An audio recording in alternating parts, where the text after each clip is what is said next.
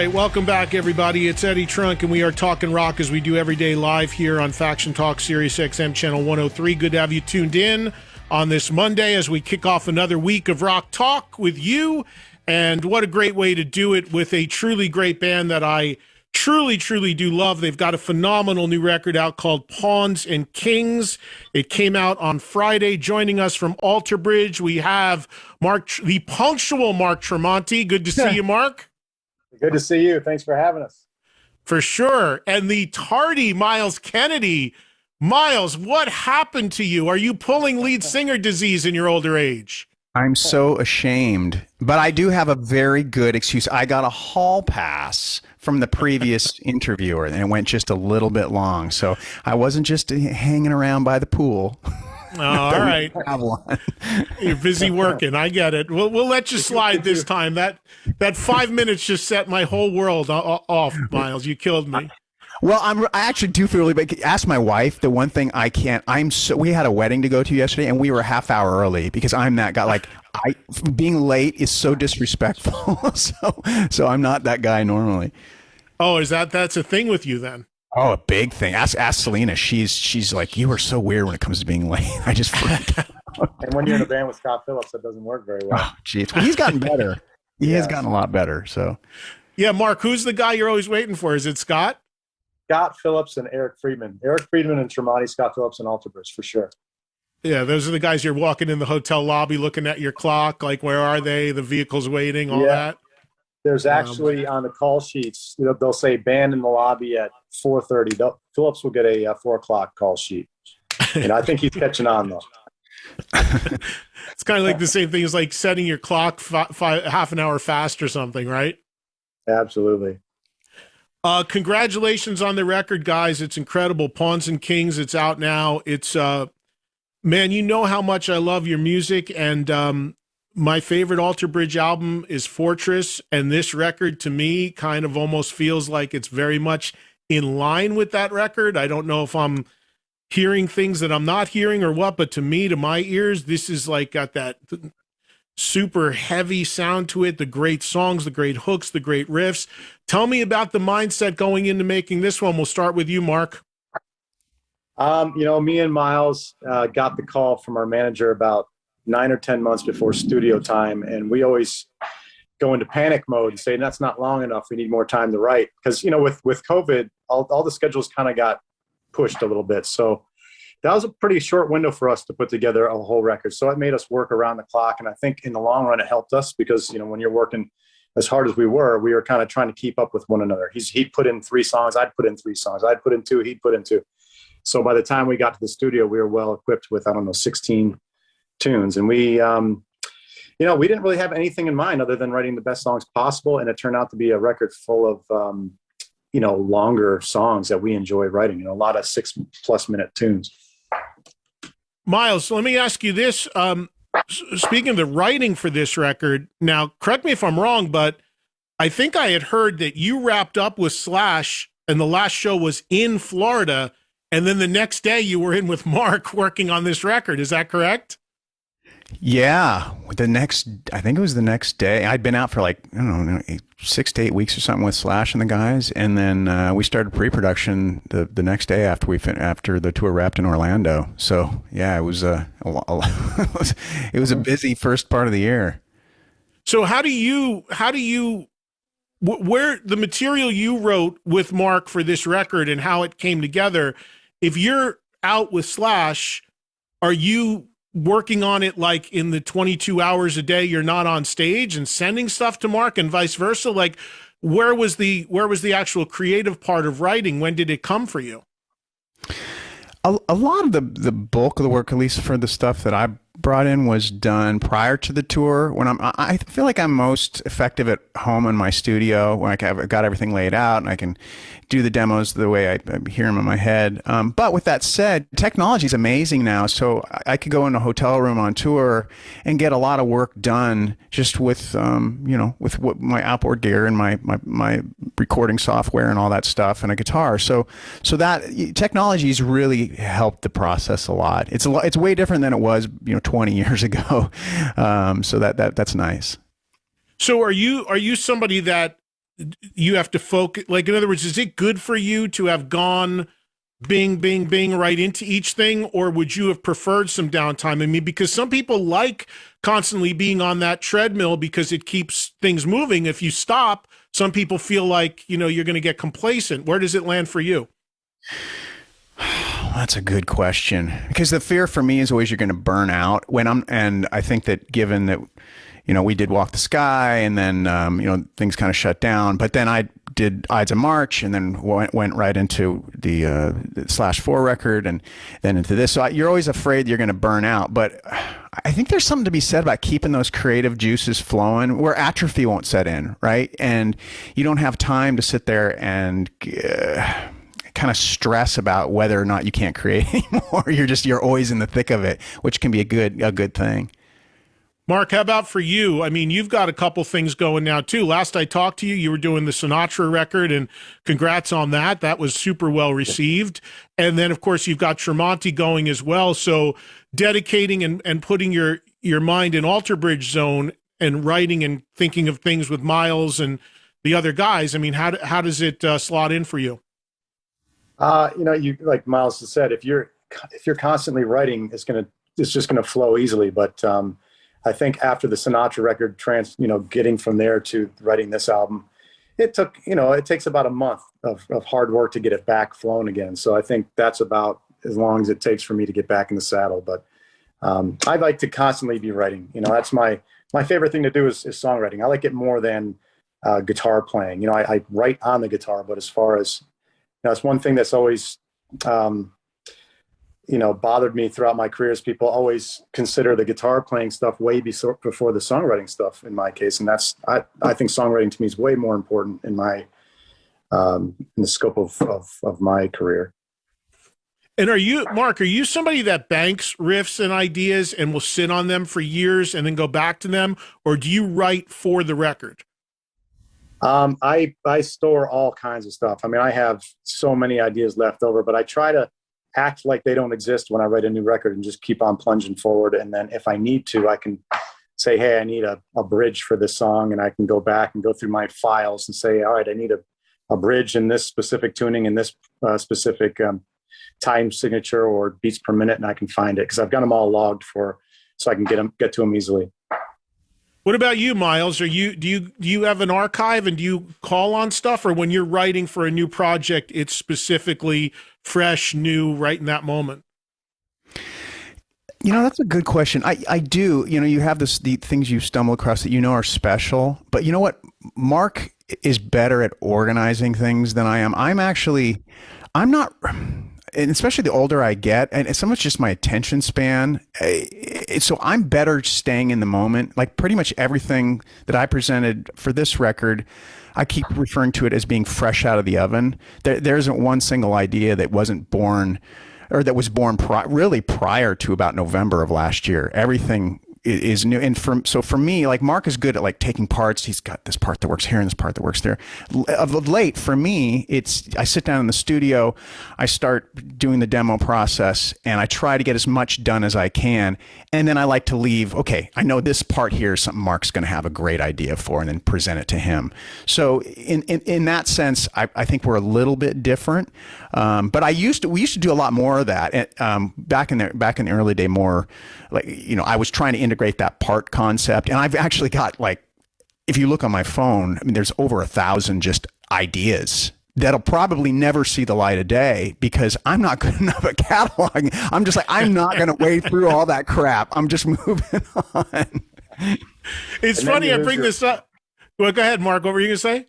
I was going to say, and then you lose your phone and you swear you had so many hits ready to write, written in that phone.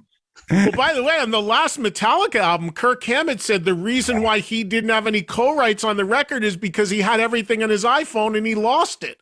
And he didn't have it backed up. He lost everything. I mean, that's like a huge deal. And then I just talked to the guys in Skid Row last week. They have a new record out. And I was talking about one song on the record, and Snake goes, that riff in that song is older than our current lead singer. because I did that like 35 years ago, and I just found a way to make it work. So as a fan, I'm enamored by the songwriting process because I agree with you, Mark. To me, that's the ability to write and create great songs out of thin air. To me, that's one of the most incredible talents that I respect so much. So I'm amazed at that, like, and at the different processes that you guys as songwriters have. Some of it's like, no, I have to lock myself in a room and I have to be totally focused to songwriting. And others like, oh yeah, I dreamt that song in the middle of the night and I just did it on my iPhone. They can come in all different ways, huh? Yeah, it's nuts. You know, I when COVID wasn't going on, I was doing guitar clinics at each show, and I would show people how I write songs. And it's so hard to do that because writing a song is such a different thing for so many different people. But I try to pick a handful of ways that I can approach a song, and it's fun to see people's eyes light up because they realize, you know, when you see the, you know, when you take away the veil and you show everybody how it's really done. They light up. They're like, all right, I can do this. It's not some magical thing. As long as you have the passion for it and you just know the routes to take to get you started, you'll be good. Yeah, it's so let me ask you about this record in particular. Again, I love some of the epic nature of some of the tracks on it. There's something, and I can't put my finger on it because I'm not a musician. And I don't know if this comes from your producer, Elvis, or what. But there's a sonic thing about Alter Bridge records, especially on this record, where there is a bottom end thing where there's just this tightness. And when you hear bass or you hear, it's like it sounds so good. And for lack of a better word, so tight, and the way it sits in the mix, and it really hits you when it hits you more so than other records sonically. Am I crazy, or is that something that you guys work on that's intentional, something that Elvis does? Can either of you elaborate on that? Well, if I may, yes, Elvis brings a tremendous amount sonic to the sonic picture. But a lot of what you're hearing, and Mark, you alluded to this a few weeks ago when we did the listening party, is our rhythm section is Brian Marshall and Scott Phillips, and it's the way, not only the way they have their stuff set up sonically to sounding, but it's their feel. They are kind of, Mark and I both agree that they don't get the accolades they should, because it's the way they feel. It's the way our drummer feels, like it's where he puts 2 and 4. And that's part of what makes it so heavy. It's like his pocket, it's like just it kind of lays back in a nice way. He doesn't rush it. It just sits just right. And Brian, man, that guy is just, there's something about his bass lines and the way he weaves around. It's a very serpentine thing, and only Brian does that. And what Elvis does brilliantly is he kind of refines that. He'll sit with Brian and help him refine those parts, and then that's the magic. And so I think that's a lot of what you're hearing is that foundation that only those two can do. They have a very unique gift. Absolutely. Yeah, there's a thickness to it, Mark. I don't know how to explain it better than that. There's just it's thick, but it's tight, and it just brings it all together because you've got your 2 guitars, Miles and Mark, the guitars, and then the vocal over the top. And a lot of times when I hear records that sonically have that sort of punch to it, I actually don't like them because I feel like everything's kind of too compressed and you can't hear anything else. But whether it's Elvis or the guys or whatever, the way everything sits here was still just punching you. I mean, you don't hear bottom end like that. You don't hear that sort of tone on a lot of records. I think it's amazing. When we first chose Elvis as our producer, Scott Phillips had put together a list that we all picked out the top 5. I can't remember who the producers were. I don't know if you do, Miles, but Scott Phillips took each producer, took one of their songs and put them into a playlist. And then we would go maybe 5 or 6 choices. So we'd hear 5 songs from each producer, and we would vote on which song sounded the best, not knowing which producer did it. And every single time we chose Elvis's mixes and production. So we're all in on Elvis because he just sounds better to us than all these other guys that were at the top of our list. I was going to ask you, Miles, you've never made an Alter Bridge record without him. I know he's also done a Slash record. He does your solo records. For you, what is it? Because it's very unusual to see a band, in the case of Alter Bridge, stay with one guy to produce all their records throughout their entire run so far. You don't see that often at all anymore. Obviously, he really seems to be like a 5th member of the band. Yeah, if I could interject, Ben Gross did do Wonder Remains, and Ben's great. Oh, I'm sorry, he did the first. Okay. Yeah, and Ben's amazing. We really enjoyed working with him. But I think the thing with Elvis, the reason that we've always gone back to him is that, yeah, if it ain't broke, don't fix it. You know, we were so happy with Blackbird, and then we were so happy with AB3, and there's just, not only is he a great producer, he's a great human being. You know, we look at him, he's kind of like the unofficial fifth member, and I personally, I don't know about you, Mark, I look forward to making records with Elvis, not just because we enjoy the process, but just getting to hang with him. He's funny. He's got a big heart, and I know that's going to take away the rock cred, but there's something to be said about that. You know, making a record's really hard. There's a lot of pressure, and to have somebody at the helm with those personality traits really makes it an enjoyable process. Yeah, well, that's and you want to, at this point in your career, you want to be able to enjoy it. Now, the other thing that jumped out at me about Pawns and Kings is, to my ears, it sounds like the two of you are singing more together than maybe I've heard in recent, maybe ever. Now, obviously, on you've got a lead vocal on here, Mark, with the song "Stay," which is a great track, and then you hear, obviously, Miles's voice on there. One of my favorite songs on the record is "Sin After Sin," which you know, I'm hearing Mark sing some lines in that. So, Mark, we've talked about your evolution as a singer, really coming full circle now, tackling Sinatra recently. But is that something that you guys went into this record wanting to maybe blend your voices even more across the whole album? It's not something we really discussed. I think everything just happens naturally and whatever feels right at the moment. But on this record, you know, I remember Miles had to get his vocals done and head on. I think you were heading out on tour. So when I went in to do backup vocals, Elvis was like, "All right, I got all these songs we need to hit." Miles did, you know, songs like "This Is War" and a handful of them that just suited his voice for some of the higher background vocal stuff. And then I came in and filled in all the gaps. But I think during the process was when, after we had turned in all the demos, I think Miles was like, "Well, why don't you sing Stay?" Because I think the lyrics and the melodies were pretty much worked out at that point on the verses and the choruses. So I always say, if there's a karaoke mic going on, I'm on it. I love singing. Anytime I get a chance to sing, I'm not going to say no. Miles, is that something that, so it sounds like it's just something that happened out of necessity, but I think it's yielded a really cool thing, because as Mark continues to grow as a singer, to my ears, it's another whole extra weapon into the Alter Bridge mix.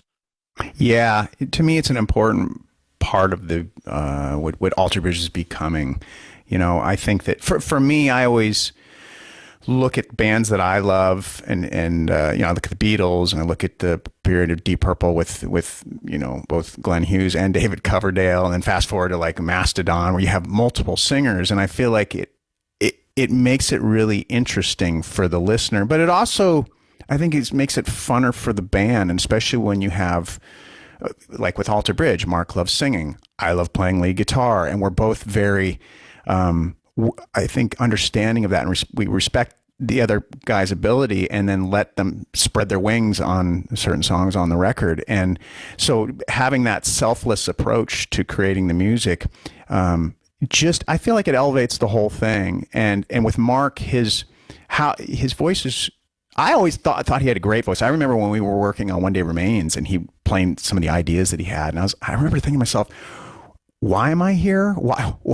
Like, at one point I was like, why didn't you just sing in this band? I'll go back to Spokane and teach guitar. And I could play you some of those demos. I don't think you'd agree with Miles. I always thought he had a great sounding voice. I think the timbre of his voice is really great. And so it's been great to see him harness that over the years, and especially now, obviously, with the Sinatra project, you know, now that's taking it into a whole new realm, and he's really, you know, blossoming and evolving, and it's the confidence that I'm starting to really see, and when you add that confidence with good natural ability, then it's like, okay, now we're into a whole new realm, and it's been really fun to watch that evolution. I was going to ask you, Miles, as a great singer in your own right, what were your thoughts when you heard Mark's Sinatra record? I thought it was amazing. It was almost, in fact, it's funny because yesterday I was at a wedding, and the wedding dance, they played a Sinatra song, and I was so used to hearing Mark singing it, and suddenly I'm hearing Sinatra sing, and it was kind of like, I was like, oh yeah, that's Frank Sinatra. And so yeah, it's been, it's really great because, when I first heard he was doing it, I was like, well, I thought to myself, well, I know the timbre of his voice, like he's a baritone, so that could work. How's this gonna come to fruition? And so hearing it was like, wow, that's really great. And I think that for me, the other thing that's just amazing though is it's for this amazing cause, right? Yes. And there's a lot of love, and a lot of just the good. There's a humanity to it, I think, that really makes it even more special. Mark, have you gotten offers to sing at weddings yet? No, but I'm in. Anytime I get a chance to put these guys on stage together, I'm in. I absolutely love it. I have a show in London coming up after the Alter Bridge show. I'm really excited, and then we're going to come back to Orlando and do another one here before the end of the year. So I can't wait.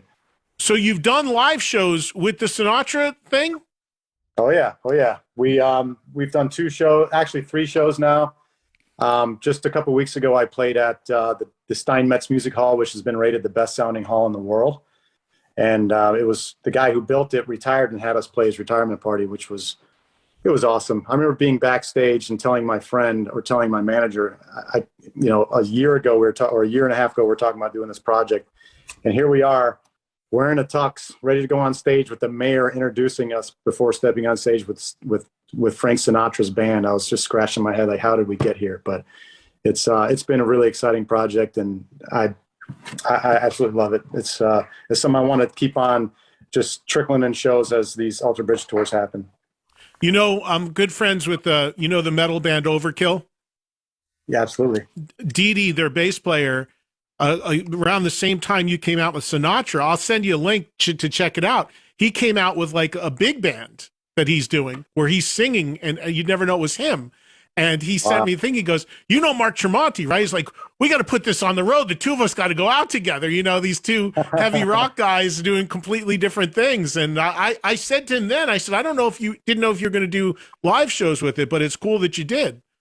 Oh, absolutely. I'm going to try and do as many as I can, but it's much harder to put 17 or 18 guys on stage than it is 4 or 5. It takes a lot of logistical foresight. So it's been tough. Let's talk about touring with Alter Bridge, because that's coming up. Before we got on the air, I said you guys are both home, which must be nice, but it doesn't last very long, I know. So you're hitting the road in a couple of weeks. And we've talked about this before. For people that don't know, Alter Bridge you guys are an arena headlining act throughout Europe, and I know you're going to start there. Talk about the tour and then coming back into the U.S. I know you start in the U.S. early next year. I imagine now, with the Alter Bridge catalog being pretty extensive, figuring out what you're going to play is becoming a bit of a challenge. Would I be right in that, Miles? That's an understatement. So Mark and I spoke the other day. We were very happy to, we thought we had a really good song list put together, right?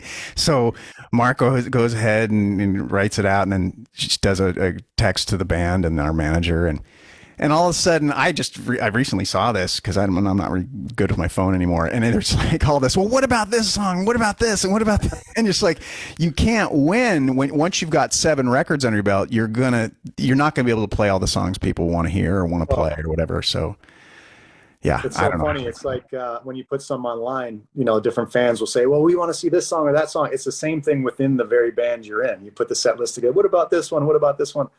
So as soon as I put this up there, Brian's, we need Dying Light, and we need this and that. Like, we can only learn, this is just the first set list to begin the set. We can change from here. So we don't want, we have a lot of people that will come to the entire tour. They'll come to 8 shows, they'll come to 9 shows, they'll come to the whole thing.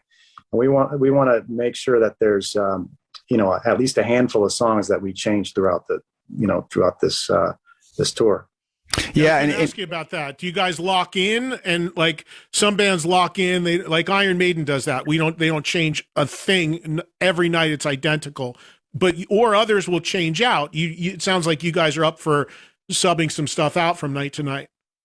Yeah. We're definitely up for having audible. So I mean, we used to do that back in the day. We kind of keep the set list the same. But once, like Mark said, you realize you have fans that come to all these shows. You're like, well, it'd be good to mix it up.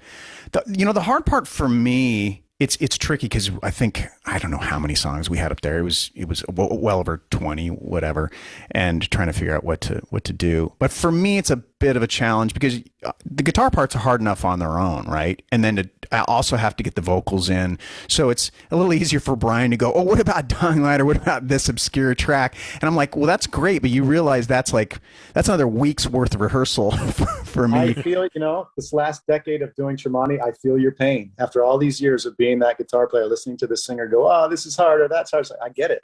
Thank you, Mark. I get it totally. It's a much more difficult thing having to play guitar and sing and worry about your health and getting enough sleep and drinking enough water, not partying with the rest of the guys.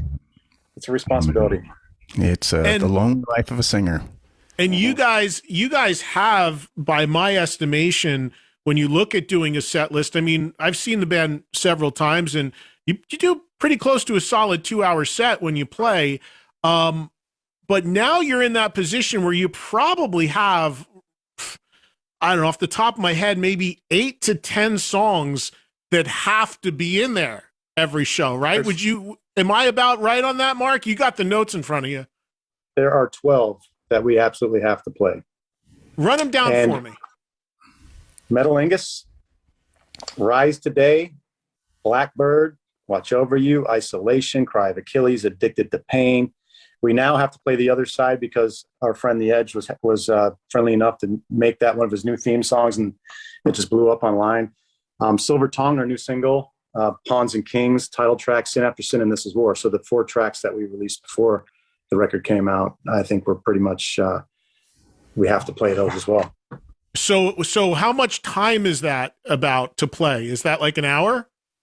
You figure about 5 minutes a song. With this new album, they're a little longer, but yeah, when we set out, when we put the track listing together, it's 5 minutes a song is usually pretty safe. Yeah. So that gives you about another 40 to 50 to play with, to maybe do a deep track or do some different things that you guys want to do. And then where does that decision come down from? Traditionally, that falls on the singer, Miles. Like the lead singer usually makes the final call on what flies and what doesn't. Are you the guy that says yay or nay at the end of the day? No. I feel like I just try to be aware of how it's going to, how many, in fact, that was interesting. Mark and I were talking the other day and kind of rating the difficulty vocally of each song, which helps give us an idea of how to pace the set, how many of these more difficult songs to have in the set at the same time. So, Mark alluded to it a few minutes ago, which is really great for me to hear, just understand, being more aware of kind of the challenge of the human voice, and especially with the hard rock band or metal band or whatever. I mean, you're pushing hard. A lot of it's higher, and so it's a delicate dance, right? And you want to pull it off appropriately. And I think that so I will make it known if it's something. It's like, okay, look, if we do these in this order in the same night, it's gonna affect things, and it's not going to go well. So in that sense, I might make the final call, but we are very much a rock and roll democracy here in Alter Bridge, and I'm not going to come and say that we're not doing this and we're doing this, and I'm not going to be that guy. So we hear each other out. Yeah. Hey, I want to ask you about the Blackbird Club. Is that essentially your fan club, Mark? Is that what we're talking about? I saw that online on your website. I'm not sure. I'm not sure, to be honest with you. I know there's so many different fan groups now. I'm sure. No, but I think this is like your official website, like sign up, become a member, and all of that. Sounds like something you better check your own website. I'm pretty hands off with other. I get on Instagram. I post to Instagram and Twitter, and I'm kind of like Miles. I keep my head buried and just keep on writing and putting stuff out. And right, but this isn't social media. This is your website saying people sign up to become a member of the Blackbird Club. So you might want to. Well, I tell you what, I've been working hard on this fan site, so I hope everybody signs up. No, I'm not sure, to be honest with you. It looks like it's a fan club where people sign up, and the reason why I brought it up, because I saw it on your website, on the official Alter Bridge site. But I'm wondering, like, as kids, did either of you ever join a band's fan club, like the Kiss Army or what have you? Did you ever sign up? Miles, were you ever in a band's fan club? No. You never sent the voucher in, or? I never sent the voucher in. No. Mark, you must have been in the Merciful Fate fan club or something, I'm thinking, right? I mean, I'm a massive fan, but the only time I ever sent anything in, I remember I sent in a thing from a magazine to get a free Power Mad record. And I think you joined the list or whatever by sending that in. So I still have that tape. But that's about it. And, you know, you mentioned Walk the Sky, the previous record, a minute ago. That record got a little shortchanged in some ways because of COVID. I remember just before the lockdown, you guys were the last show that I actually saw because you played the Will Turn in LA, and then that's kind of when the gate came crashing down shortly after that. Do you feel that record maybe got lost a little bit because of COVID? Do you feel that it maybe didn't get you didn't get to give it the proper push that you wanted to, given, you know, the pandemic? Yeah. Absolutely. Yeah, we definitely feel that. And so are you with going to that represent it heavily in this tour because of that? We're going to try. We actually talked about that the other day as well, of making sure that we have a few of those songs in there. Because I actually have done enough interviews with people who've asked that same question, said, hey, for the people who didn't get to see you perform any of those songs live, are you planning on rolling a few of those tracks out? So absolutely. Yeah, there'll be at least a couple of each record. Even putting 2 songs on each record, you're almost have a full set list. So we're going to try and get at least a couple of each of songs off of each record, and that's digging deep as it is. We can't do 4 songs up each record. We have too long a set. Right.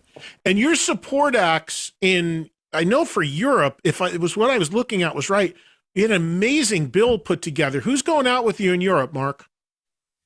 We got Hailstorm, Mammoth, yeah, I mean, we've toured with Hailstorm before, and it was an excellent tour. I think on that tour we might have had Blackstone Cherry as well. Do you remember, Miles? Yeah, that was back in, what was that, 2014? I believe so. I believe it was Blackstone and Hailstorm. Yeah. And so Hailstorm and Mammoth together, tremendous. I mean, what a night. And when you play in America starting in January, what's the bill going to be here? Mammoth will be on the bill as well, and Red will also be on the bill. And speaking of the European tour, I believe it's the first time Mammoth will be performing in Europe, if I'm not mistaken. So it's we did a lot of press when me and Miles went over to Europe for this record, and a lot of people were very excited about seeing them over there because this will be their first chance. And I see Wolf on social media hard at work on the next record, so maybe even some new music to coincide with when he goes out or shortly afterwards, which would be great. Gotcha. So I just got a message from our manager saying the Blackbird Club is the fan club on the site. So yes, we've been working hard on the site.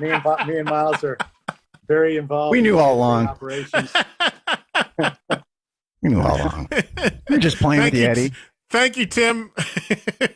It really does speak volumes, though. Mark and I are it's so funny. Like, we are such the creative weirdos who live in our little creative world and just kind of tune everything out. And so, yeah, you caught us. Trying to help you push your fan club and get some members. You're like, I have no idea what this is. Some social media thing?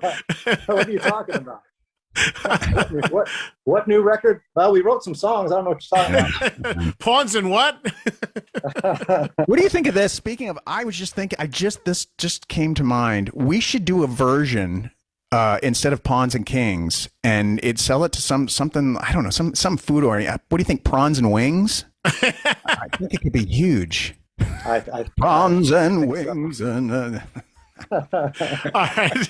On that note, let me just ask you guys. I know you've carved out Alter Bridge time, and I know that's probably going to be the bulk of, or at least through most of next year, or through half of next year. But individually, like I said, you each do different things. Miles, speaking of a record and I talked to Slash about it. The last record, 4, was a killer record, and that there was a very short window that you were able to work that record, predominantly because of his schedule with Guns, I would imagine.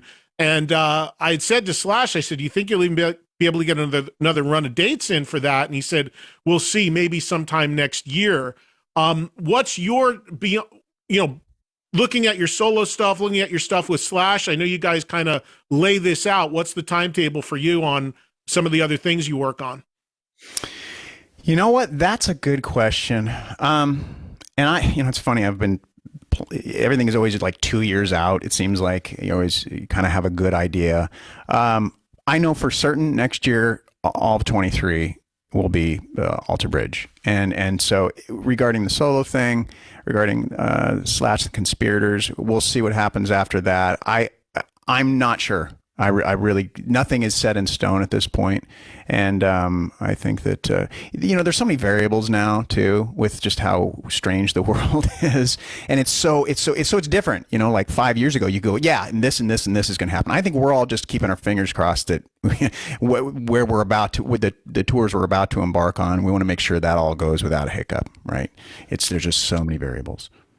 And Mark, you had said that you'll do some Sinatra shows when you can do them, and then you've really built Tremonti into something too. I saw you on some festivals a summer or so ago. What's your plan on that?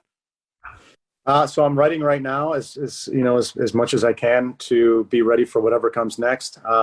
We have a break, I believe, in April, and I plan on getting into the studio with another surprise little project that I was speaking to my manager about that I want to have happen. We just got to put the pieces together. But, I want to be clear to our fans, even though if we do these oddball projects, we're still putting out records all the time. So you can't, you got to be happy with letting us go do our own thing. So every now and then, so this project would be one of those different kind of things. So I'm excited about it. Wait, are we going to get like Mark Tremonti sings Sade, or what are we talking about? You never know. I want to keep you guessing. Tremonti's tribute to Men at Work. I mean, I'm not sure what we're looking. What were you doing? That's a good band. I don't think I can sing as high as he can sing. Men at Work's tough. Well, whatever it is, man, I look forward to hearing it, and it's all great stuff. And I, as a huge Alter Bridge fan, congratulations on the record. I love it. I'm so glad you guys are active and doing this.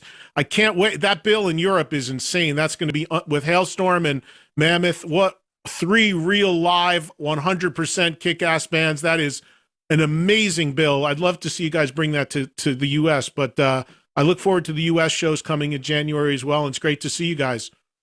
We'd love to put the invite for you to travel over there and see it yourself. It'd be awesome. I would love to do that, man. That would be very cool. I would love to do that. There was a day where there was a day, Mark, in the music industry where record labels and people used to actually do that for people in the media. Doesn't happen anymore, but there was a day when that happened. But if I can get over there, I'd love to catch one, because I hear you guys are a whole different world over there. I would love for you to see it, man. Absolutely. Well, listen, great to talk to you. Congrats on the record, and enjoy the time home. I know it's short-lived. Appreciate that. Thanks, brother. Thanks for your time. All right. Yep, good to see you. Mark, Miles, take care. Alter Bridge new album, Pawns and Kings. It's out now, and it's a monster record. It really is.